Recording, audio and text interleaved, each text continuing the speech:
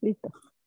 Bueno, bueno, buenos días, José Fernando, Carla, o Carla y José Fernando, no sé quién llegó primero, pero bueno, gracias por estar. Miren, entre otras noticias, hoy empezó el Campeonato Mundial de Ajedrez, ya están jugando la primera partida del match, es a 14 partidas, el mejor de 14, si empatan hay desempates de partidas semirápidas y después rápidas, qué sé yo, pero bueno, o sea, ahorita ya se están dando un poco con la cubeta, pero creo que la primera partida va a ser un leve empate.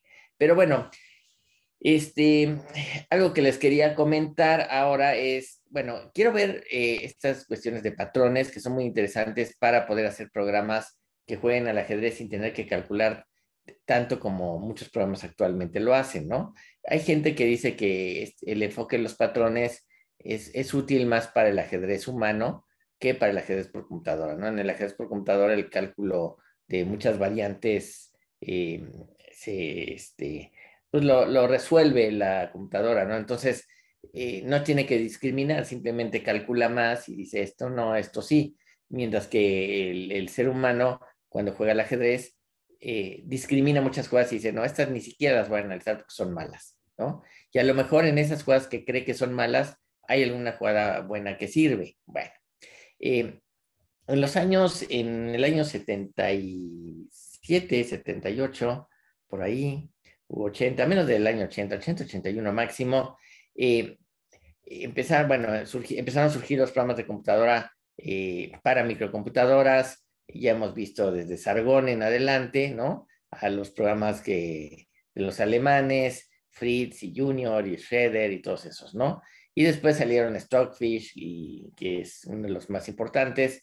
En fin, Cómodo, Houdini, hay otros que se llama Material, hay varios, hay muchos programas ahí rondando hoy en día, ¿no? Pero en los años 80, a un investigador, Clark, se le ocurrió una idea. Se le ocurrió, ¿por qué no hacer un lenguaje de programación dedicado solamente para el ajedrez?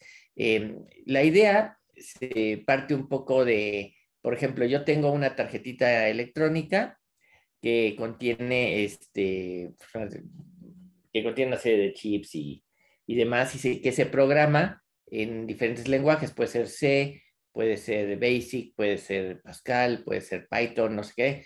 El caso es que es un lenguaje, es un subconjunto del lenguaje que conocemos orientado al uso de la tarjetita porque pues está orientado al hardware que tiene.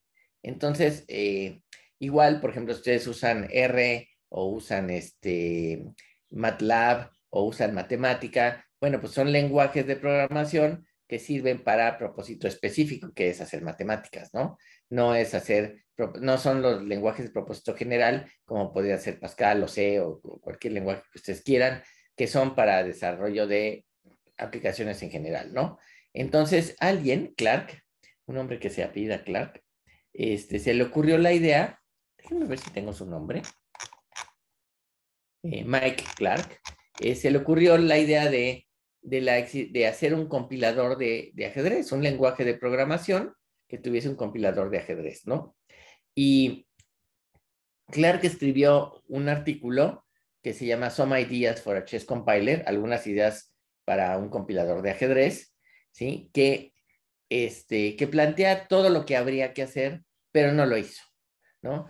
Y solamente planteó la idea y pasaron los años y nadie más le hizo mucho caso al artículo este.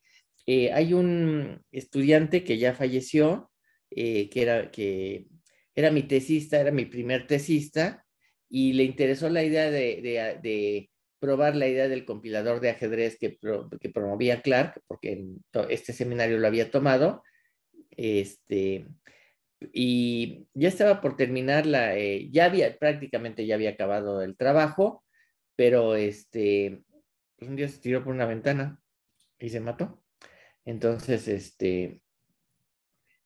pues ahí quedó inconcluso. Por ahí me mandó uno de sus amigos, me mandó copia de todo el trabajo de tesis que había hecho.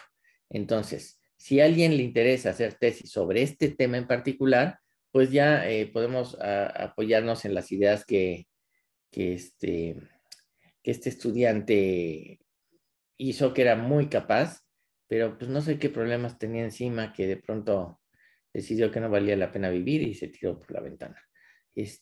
Así que si a alguien le interesa, pues está ahí todo lo que escribió este hombre y bueno, podría ser una opción para trabajar las ideas y sacar la tesis de licenciatura más rápidamente, ¿no? Pero bueno, vamos a platicar un poquito de las ideas de este compilador de ajedrez, que en realidad no es un compilador y ahorita lo voy a explicar, ¿no?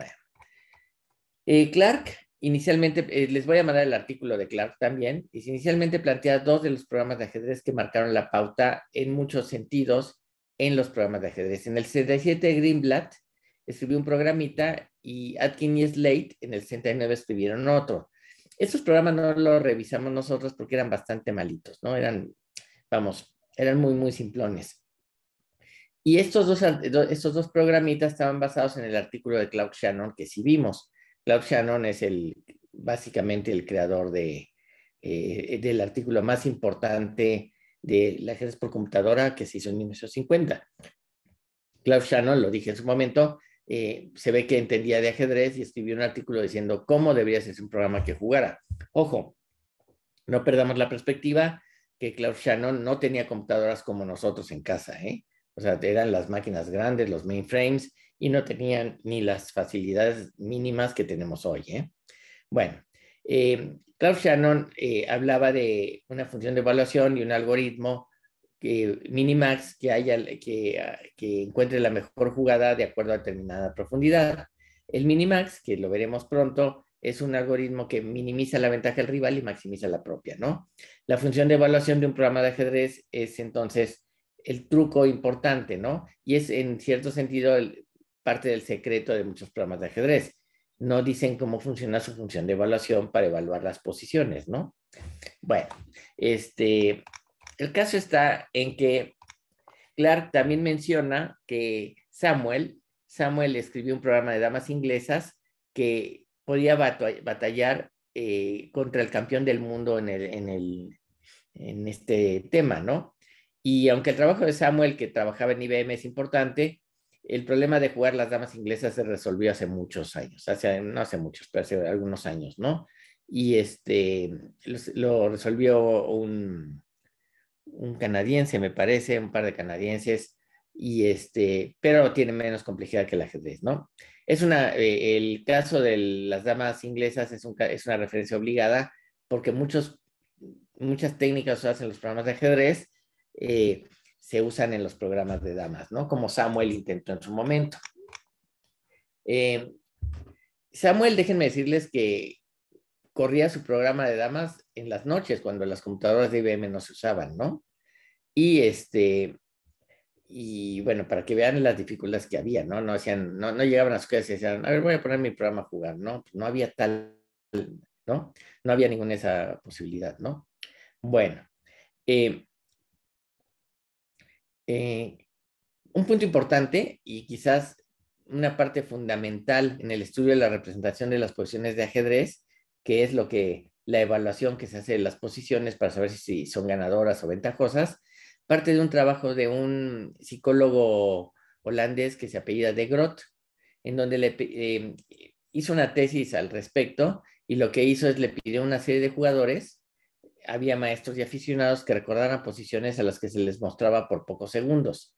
Desafortunadamente, dice Clark, los resultados de De Groot son cuantitativos y no se analiza como un jugador fuerte sabe de las relaciones entre las piezas, lo que podría dar unas pistas en la representación del conocimiento en las posiciones de ajedrez. Es un misterio cómo el cerebro representa las posiciones, ¿no?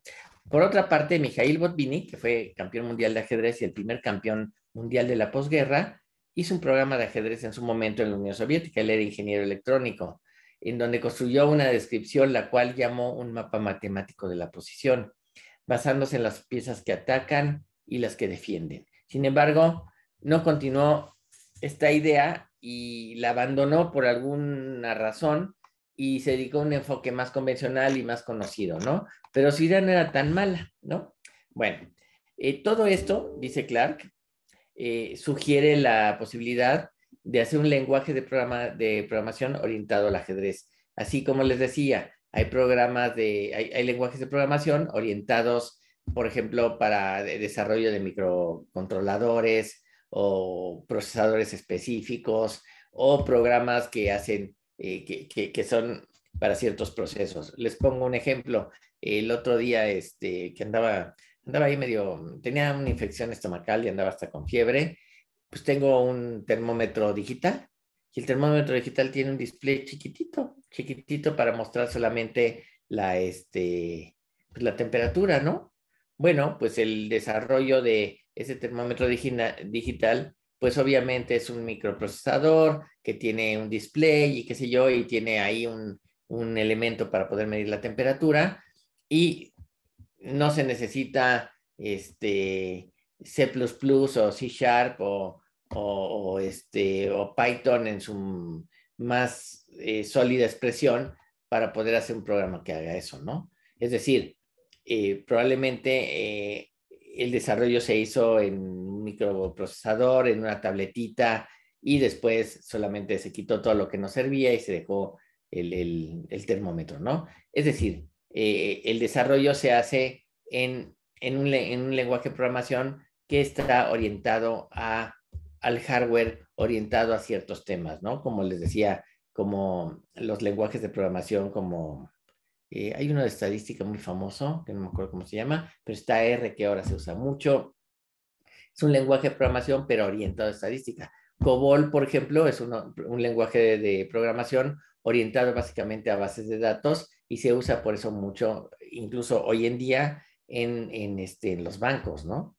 Fortran es un lenguaje de programación de propósito general, pero en realidad está orientado a la ciencia, ¿no? Donde hay muchísimos programas que se han escrito en Fortran, ¿no?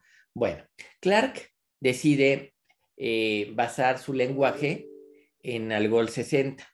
Algol 60, a él le llamó Algol 64 por las 64 casillas de ajedrez, ¿no? Algol 60 es un algorithmic language, ¿sí? De ahí viene el nombre, y es un lenguaje muy parecido a Pascal, que durante los años 60 y 70 se usó mucho en los mainframes. Eh, la idea de Clark no es en realidad hacer un compilador de Algol 64, o sea con instrucciones orientadas al ajedrez, sino usar Algol 60 que ya existe y, y preprocesar, o sea, hacer un lenguaje donde uno escriba en un lenguaje que no existe y convertir las instrucciones de ese lenguaje a instrucciones de Algol 60 y entonces compilar. Lo que está pidiendo Clark, que no lo dice en todo su documento, es hacer un preprocesador, ¿no? Lo que está haciendo es preprocesar la información de un lenguaje que se inventó a instrucciones de lenguajes normales. Eso es lo que básicamente hacemos muchas veces cuando escribimos una rutina, ¿no? Queremos hacer una rutina que limpie la pantalla y le llamamos limpia pantalla al procedimiento o a la función, ¿no? Y entonces la rutina se incorpora como parte del lenguaje, es una instrucción nueva del lenguaje, ¿no? Pero en realidad estamos preprocesando porque esa rutina toma las instrucciones del lenguaje que sí compilan, ¿no? ¿Ok? Bueno. El lenguaje entonces nunca se escribió y solo fue una propuesta, pero parece ser un interesante camino a explorar porque eh, una de las ideas interesantes es cómo representar las posiciones en el tablero de ajedrez. De acuerdo con el autor, con Clark, un programa escrito en Algol 64 debía ser un algoritmo para encontrar una jugada en una posición de ajedrez. Se esperaría que un jugador más fuerte pudiese escribir un programa que jugase mejor que el que pudiese escribir un jugador débil. Cabe decir también que Clark utiliza el modelo de Algol para escribir un preprocesador, como les decía, porque escribir un compilador es una tarea mucho más ingrata. Hay que traducir al lenguaje de máquina, ¿no? Cada instrucción de alto nivel. Y eso no es tan fácil, ¿no? Hoy en día hay muchas herramientas para hacer eso. Hay una cosa que se llama YAC, YACC, que es Yet Another Compiler, que hasta el nombre suena así como que medio ironizado, medio irónico, ¿no? Como que o sea, un compilador más, ¿no? O sea, Yet Another, un compilador de compiladores más, ¿no? Pues si no es una herramienta tan común, ¿no? Bueno, pero lo que Lo que dice Clark es tomar el código de su lenguaje y convertirlo al Goal 60. Entonces, por ejemplo, el usuario podría en Algol 64 dar nombre a las variables, tener tipo real, booleano, entero, flotante, y poder manipular finalmente estas expresiones en funciones y procedimientos. Clark utiliza la notación algebraica para el ajedrez, la cual es la que ustedes conocen, ¿sí? Y abrevia las piezas, por ejemplo, BN es caballo negro, Black Knight, alfil blanco es White Bishop, WB. Y déjenme mostrarles, por ejemplo, los tipos que define o lo que define Clark. Déjenme que les pongo.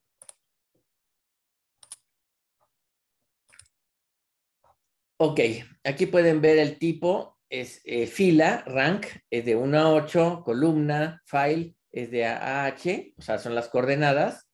Casilla, square, ¿no? Es A1 hasta H8. Move es un movimiento, es la combinación de dos casillas. La position o la posición son todas las posibles configuraciones legales de las piezas de ajedrez. Piece es la pieza que puede ser blanca o negra y qué pieza, ¿no? Color de la pieza, ¿no?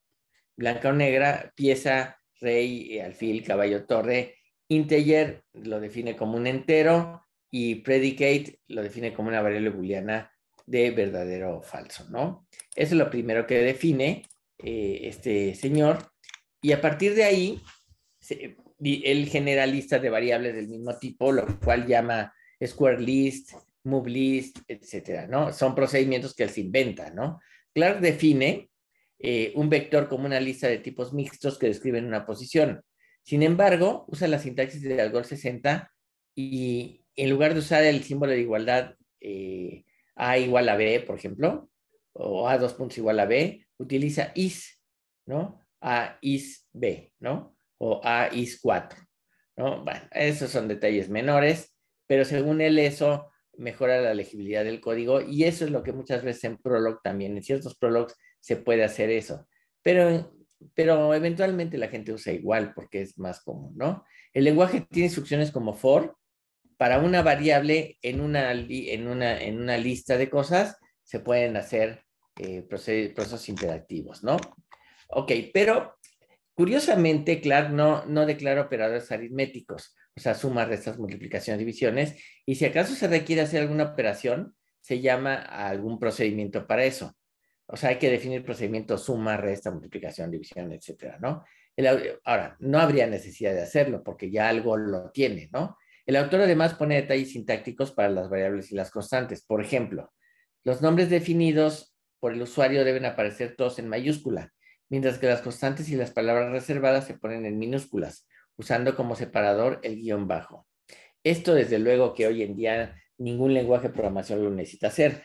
Clark, yo tengo la impresión que Mike Clark es un programador, pues de la vieja guardia, que quizás no se dedicaba tanto a programar y en su momento, pues desde luego no había tantas facilidades y los lenguajes eran mucho más primitivos en muchas cosas. Entonces los parsers, o sea, el parsear una expresión para después compilarle y generar el código de eso, pues muchas veces tenía que tener cierto formato, ¿no? Por ejemplo, ustedes quizás no lo saben, pero Fortran tiene o tenía originalmente un formato donde creo que era la columna 3 o 4, no se podía usar, entonces uno tenía que escribir y la columna 4 tenía que estar vacía, ¿no? Como muchas veces Fortran se usaba con tarjetas perforadas, siempre se sabía cuál era la columna 4 porque están todas numeradas, ¿no?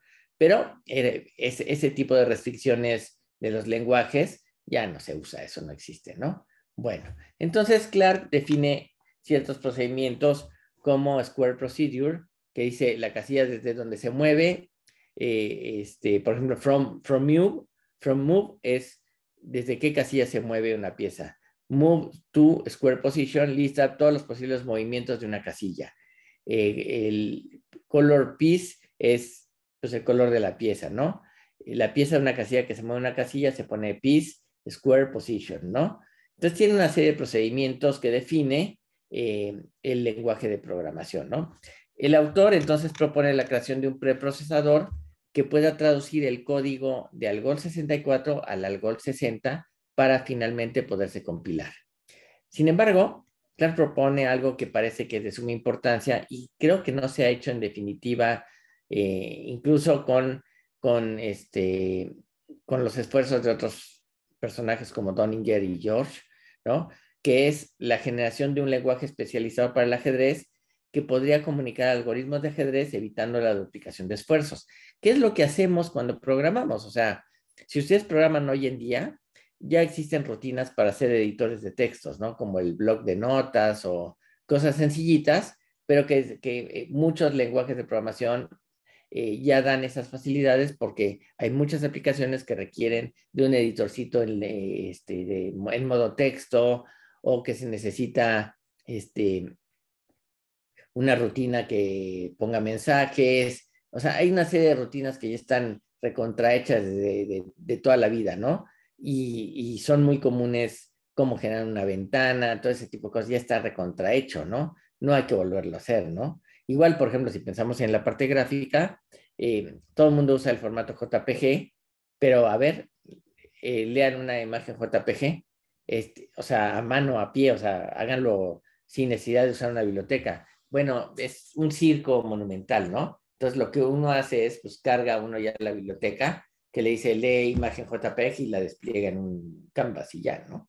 Entonces, yo creo que la idea de Clark, que me parece que es la parte más importante, es si yo puedo generar una serie de rutinas que usan un lenguaje especializado en ajedrez, podría comunicar algoritmos de ajedrez entre aplicaciones de manera que habría menos duplicación de esfuerzos, ¿sí? Eso, les digo, es lo que todos queremos hacer, no queremos duplicar esfuerzos, ¿no?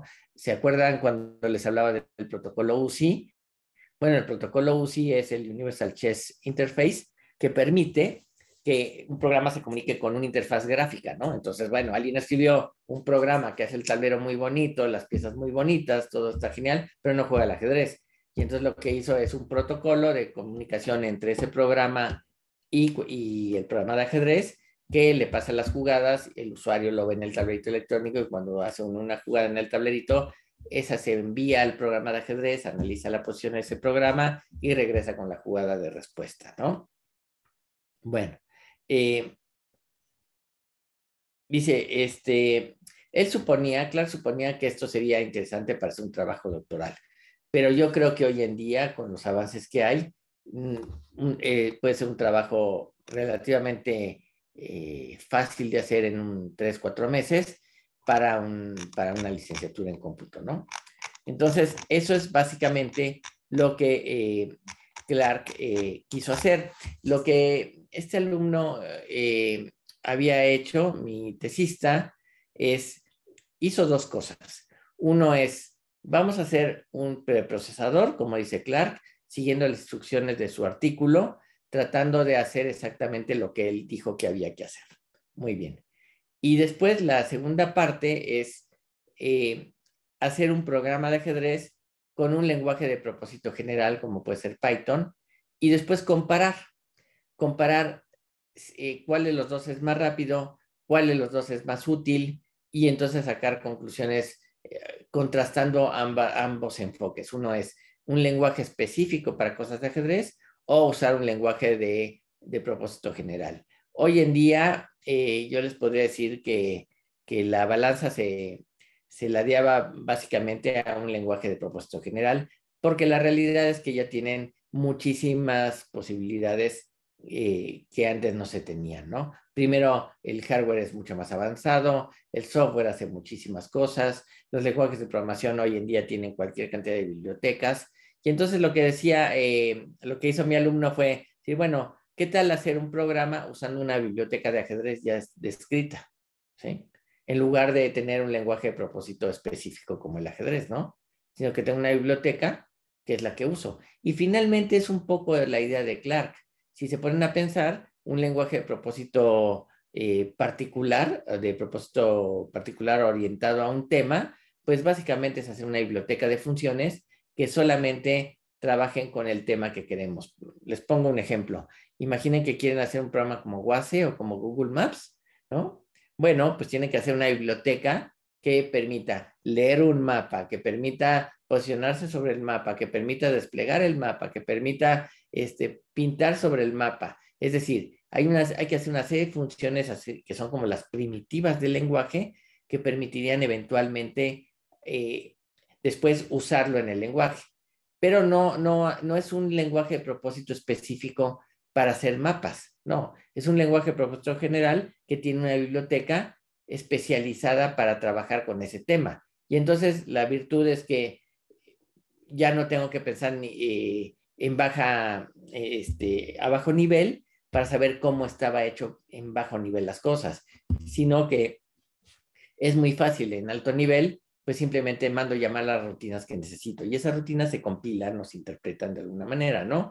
Ahora bien, tengo la impresión que Clark no estaba, les digo, no programaba mucho porque su idea de hablar de un compilador de ajedrez, en realidad no estaba hablando de eso, tendría que haber dicho, la propuesta era un preprocesador para un lenguaje de su época, que era algo 60, ¿no?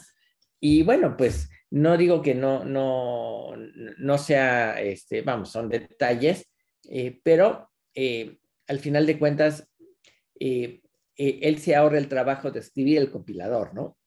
Entonces eso está bien, eso me parece que que en el fondo es una buena idea y pues hay que reconocer que bien que mal no, no es para despreciarlo, ¿no? Casualmente cuando este alumno, que no me puedo acordar su nombre ahorita, es increíble, este, cuando falleció, me habló no me habló, eran como las 12 de la noche y recibí un mensaje, 12 o 1 de la mañana, recibí un mensaje y dije, este cuate es un alumno de la facultad y dije, lo veo mañana y después, bueno, lo voy a ver de una vez.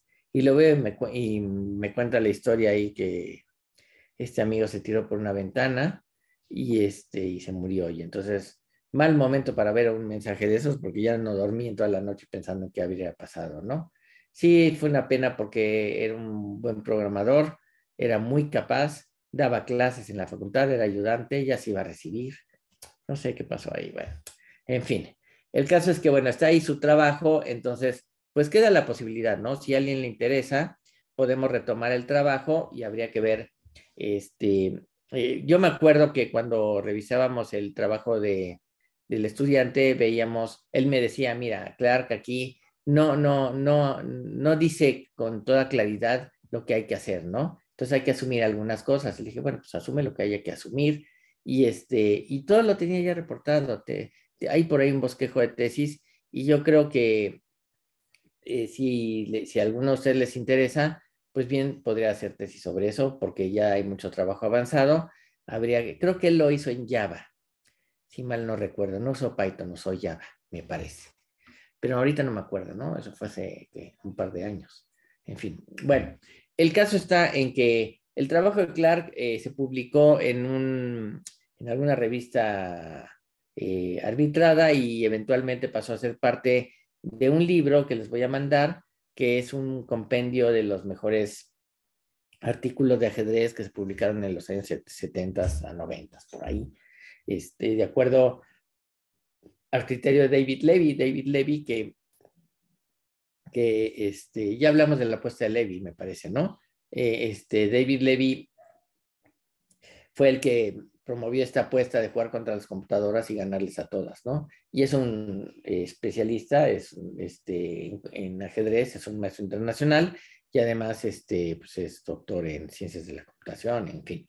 El caso es que él hizo una recopilación de los mejores artículos de acuerdo a ciertos criterios que él estableció y les voy a mandar el artículo de Clark.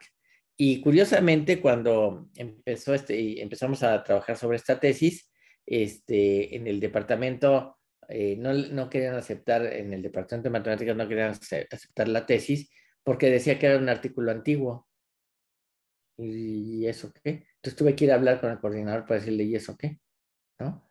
Le dije, pues si aceptaste una tesis de un tema de memes, de generación de memes, ¿no? O sea, ¿cómo no aceptas esto? Y tiene que ver, hay artículos que todavía tienen vigencia, como los de Dijkstra, ¿no? los que tienen 50 años y nadie dice nada. El caso es que después de dar mis argumentos me lo aceptaron. Pero bueno, ahí está entonces este tema. Yo creo que vale la pena intentar hacer el comparativo. Yo creo que hoy en día, como se ha movido la tecnología, tenemos en realidad bibliotecas muy, muy poderosas que nos permiten hacer un trabajo como el que Clark hubiera querido hacer, mucho más eficiente, ¿no? Sin necesidad de pensar en preprocesar, ¿no? Sino en definir una biblioteca de funciones, lo cual significa es como tener un lenguajito especializado para eso y trabajar sobre el tema, ¿no? A mí, por ejemplo, nunca me convenció por qué limita, por ejemplo, a números enteros y no usa puntos decimales, o sea, no usa reales. Me parece que no pasa nada si usa reales, pero bueno, ese es el artículo de Mike Clark, ¿no? Y pues esto sería la clase de hoy. Les voy a mandar el libro con las páginas donde está, ¿no? En el libro vienen muchísimos artículos, está el de Shannon, ahí está todo ahí, lo más importante está ahí, ¿no? Entonces, para que le echen un ojo, ¿no? No sé, ¿qué más? ¿Dudas, comentarios?